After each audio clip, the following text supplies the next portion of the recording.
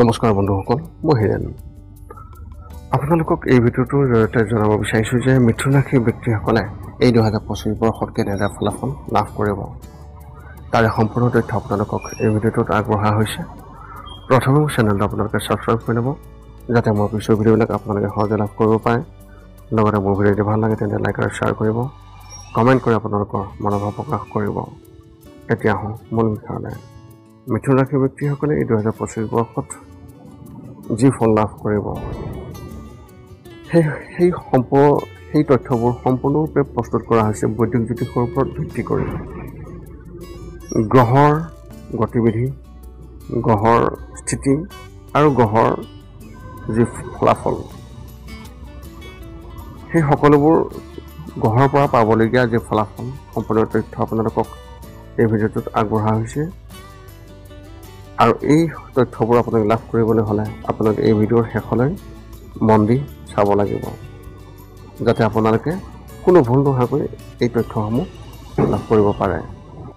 য'ত আপোনালোকৰ সাংসাৰিক জীৱনৰ ক্ষেত্ৰত, আপোনালোকৰ পাৰিবাৰিক প্ৰেমৰ ক্ষেত্ৰত, অৰ্থনীতিৰ ক্ষেত্ৰত, শিক্ষাৰ ক্ষেত্ৰত এই সকলোবোৰ তথ্য আপোনালোকে লাভ কৰিব পাৰিব।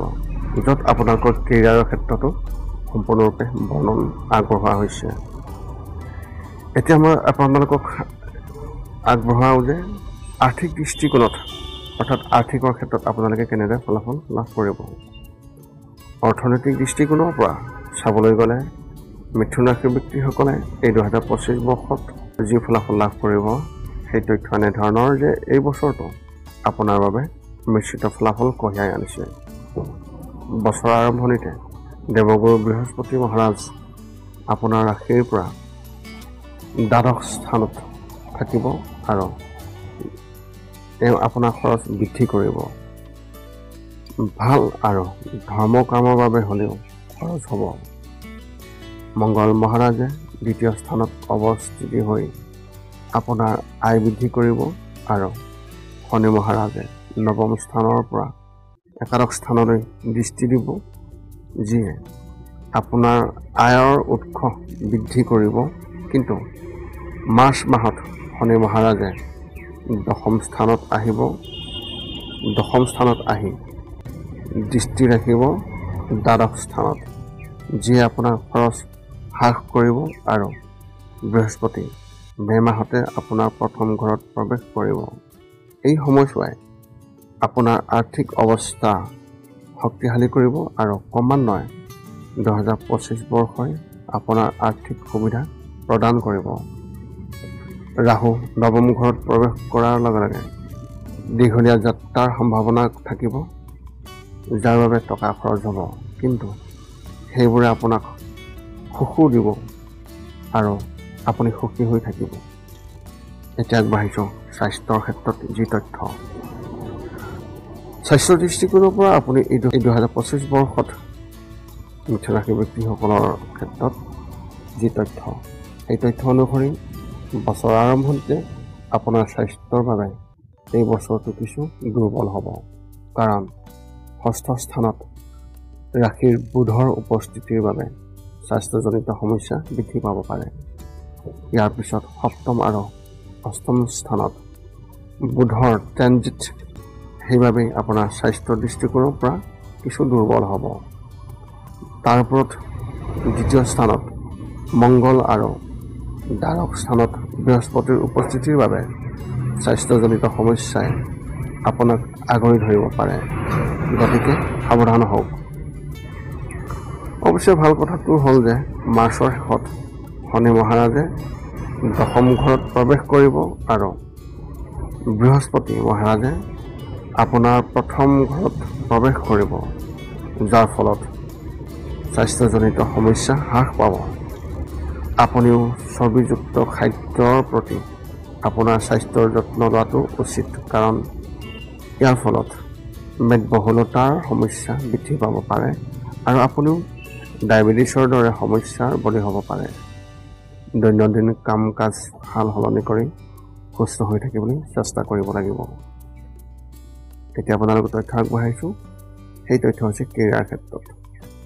মিথুন ৰাশিৰ ব্যক্তিসকলৰ এই 2025 বৰ্ষৰ ৰাশিফল অনুসৰি যদি আপোনাৰ কেৰিয়াৰৰ দৃষ্টিকোণৰ পৰা আপোনালোকক কওঁ তেন্তে বছৰৰ আৰম্ভণিতে ৰাহু মহাৰাজ 10ম স্থানত আৰু সূৰ্য মহাৰাজ 7ম স্থানত থাকিব, যাৰ বাবে খুবেই ভাল ফলাফল লাভ কৰাত সম্ভাৱনা থাকিব ব্যৱসায়ৰ ক্ষেত্ৰত। বিশেষভাৱে 7ম স্থান আৰু 10ম স্থানৰ অধিপতি বৃহস্পতি মহাৰাজ বছৰৰ প্ৰথমাৰ্ধ আপোনাৰ দ্বাদশ স্থানত থাকিব, যাৰ ফলত আপোনাৰ বিদেশী ব্যৱসায়িক সম্পৰ্ক শক্তিশালী হ'ব আৰু আপোনাৰ বিদেশী ব্যৱসায়ত সফলতাৰ সম্ভাৱনাও সৃষ্টি কৰিব।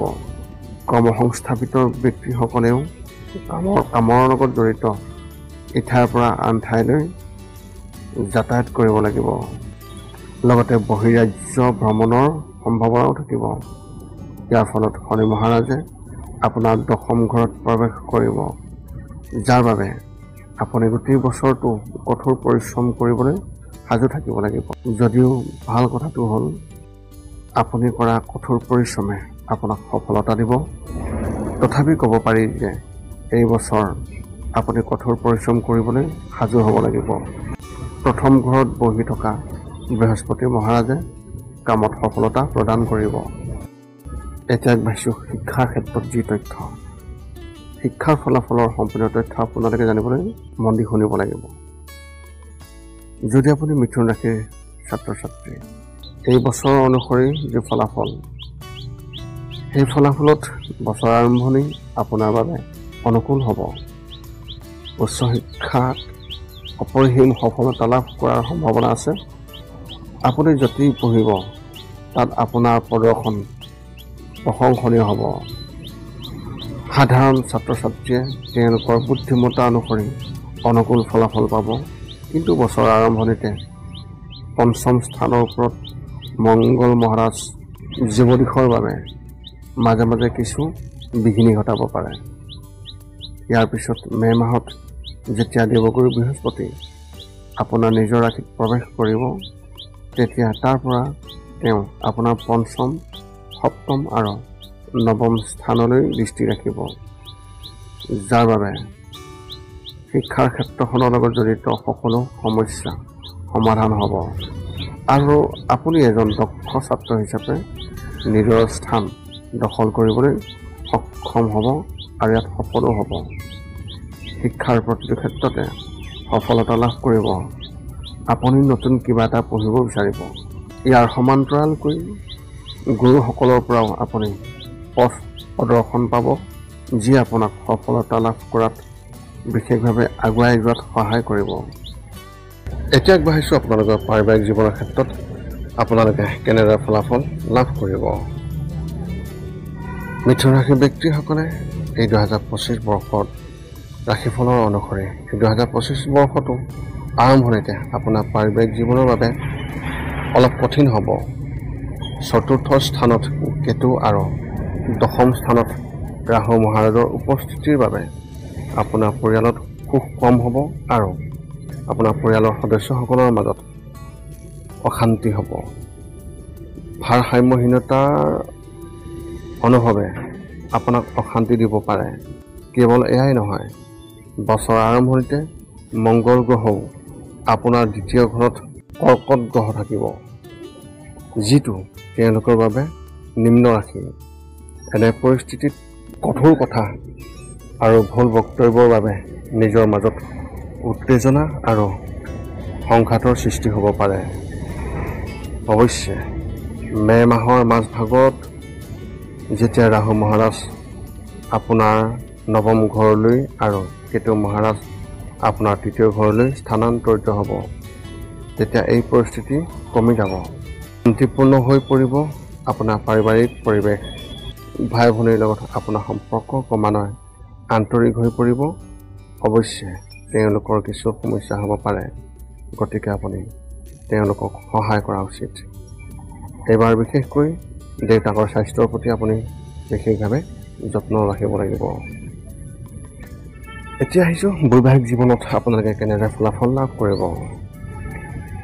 মিথুন ৰাশিৰ ব্যক্তিসকলৰ এই 2025 বৰ্ষৰ ৰাশিফলৰ মতে যদি আপুনি এজন বিবাহিত ব্যক্তি তেন্তে বছৰ আৰম্ভণি আপোনাৰ বাবে অলপ দুৰ্বল হ'ব, কাৰণ সপ্তম স্থানত থকা সূৰ্যই আপোনাৰ পত্নীৰ মনত অহমিকাবোধ বৃদ্ধি কৰিব, যাৰ ফলত আপোনাৰ মাজত উত্তেজনা আৰু সংঘাতৰ সৃষ্টি হ'ব পাৰে। কিন্তু ফেব্ৰুৱাৰী মাহৰ পৰা ক্ৰমান্বয়ে পৰিস্থিতি উন্নত হ'ব। আপুনিও তিক্ত শব্দ কোৱাৰ পৰা বিৰত থাকিব লাগিব, নহ'লে পৰিস্থিতি দিনক দিনে সলনি হ'ব পাৰে। সপ্তম স্থানৰ অধিপতি দেৱগুৰু বৃহস্পতি বছৰৰ আৰম্ভণিতে দ্বাদশ স্থানত থাকিব, যাৰ ফলত পত্নীৰ সৈতে ধৰ্মীয় কাৰ্যসূচী আৰু ধৰ্মীয় ভ্ৰমণত অংশগ্ৰহণ কৰাৰ সম্ভাৱনা সৃষ্টি হ'ব। ইয়াৰ পিছত মে' মাহত যেতিয়া দেৱগুৰু বৃহস্পতি আপোনাৰ নিজৰ ৰাশিত প্ৰৱেশ কৰিব, তেতিয়া তাৰ পৰাই আপোনাৰ সপ্তম ঘৰলৈ দৃষ্টি দিব, যাৰ ফলত বৈবাহিক সম্পৰ্ক, অন্তৰংগতা আৰু প্ৰেমৰ অনুভূতি বৃদ্ধি পাব। সম্পৰ্কবোৰ মধুৰ হৈ পৰিব, পাৰস্পৰিক সম্প্ৰীতি উন্নত হ'ব আৰু আপুনি শিশুৰ সৈতে জড়িত বিশেষ তথ্যও পাব পাৰে, যি আপোনাৰ বাবে সুখদায়ক বুলি প্ৰমাণিত হ'ব। এইদৰে এই বছৰটোৱে আপোনাৰ শেষাৰ্ধ আপোনাৰ বৈবাহিক জীৱনত সন্তুষ্টি প্ৰদান কৰিব। এতিয়া আগবাঢ়িছোঁ প্ৰেমৰ সম্বন্ধে যি তথ্য, সেই তথ্যৰ বিষয়ে। মিথুন ৰাশিৰ ব্যক্তিসকলে এই 2025 বৰ্ষৰ ৰাশিফলত মিথুন ৰাশিৰ লোকসকলৰ বাবে ভৱিষ্যতবাণী যি কৰা হৈছে, সেই তথ্য এনেধৰণৰ। এই 2025 চন আৰম্ভণি আপোনাৰ প্ৰেমৰ সম্পৰ্কৰ বাবে অনুকূল হ'ব। পঞ্চম স্থানৰ অধিপতি শুক্ৰ বছৰৰ আৰম্ভণিতে আপোনাৰ নৱম স্থানত থাকিব আৰু যাৰ বাবে প্ৰেম দিনক দিনে বৃদ্ধি পাব। আপোনালোকৰ মাজত ৰোমান্টিকতা বৃদ্ধি পাব। আপুনি আপোনাৰ প্ৰিয়জনক লগত লৈ যাব দূৰৰ বিশেষ যি অঞ্চল, সেই অঞ্চলৰ যি ধুনীয়া ঠাই, আৰু ইজনে সিজনৰ লগত অধিক সময় কটাব পাৰিব। ইয়াৰ পিছত মে' মাহত যেতিয়া বৃহস্পতিয়ে আপোনাৰ ৰাশিত প্ৰৱেশ কৰিব আৰু তাৰ পৰা আপোনাৰ পঞ্চম স্থানলৈ দৃষ্টি দিব, তেতিয়া আপোনালোকৰ প্ৰেম বৃদ্ধি হ'ব। ইজনে সিজনৰ ওপৰত বিশ্বাস বঢ়াই তুলিব, সম্পৰ্ক বৃদ্ধি কৰিব আৰু আপোনালোকে ইজনে সিজনক অধিক মনোযোগ দিব আৰু আপুনি আপোনাৰ সম্পৰ্কক লৈ বিশেষভাৱে গুৰুত্বপূৰ্ণ হ'ব। এই বছৰ আপোনাৰ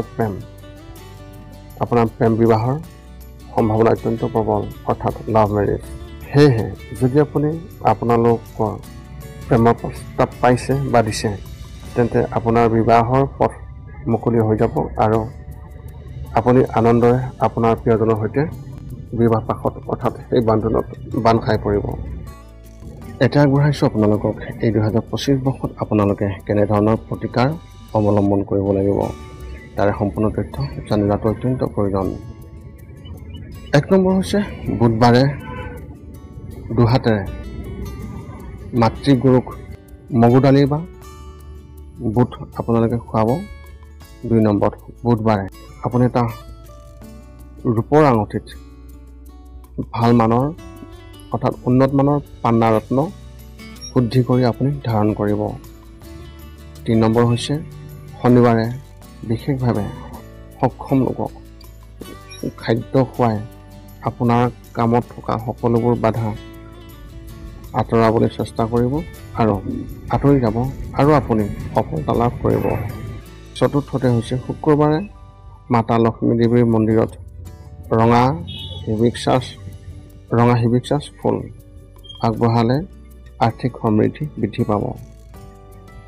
আশা কৰোঁ আপোনালোকে এই ভিডিঅ'টোত যি তথ্য লাভ কৰিলে, নিশ্চয় আপোনালোকক এই তথ্যই সুখী কৰিছে। এনেধৰণৰ আৰু অধিক তথ্য লাভ কৰিবলৈ আপোনালোকে মোৰ এই চেনেলটোৰ লগত সম্পৰ্ক বজাই ৰাখিবলৈ মোৰ চেনেলটো আপোনালোকে যাতে ছাবস্ক্ৰাইব কৰি লয়, যাতে ইয়াৰ পিছৰ যি তথ্য, সেই তথ্যবোৰ যাতে আপোনালোকে লাভ কৰিব পাৰে। পুনৰ লগ পাম অন্য এটা ভিডিঅ'ত। আজিলৈ ধন্যবাদ।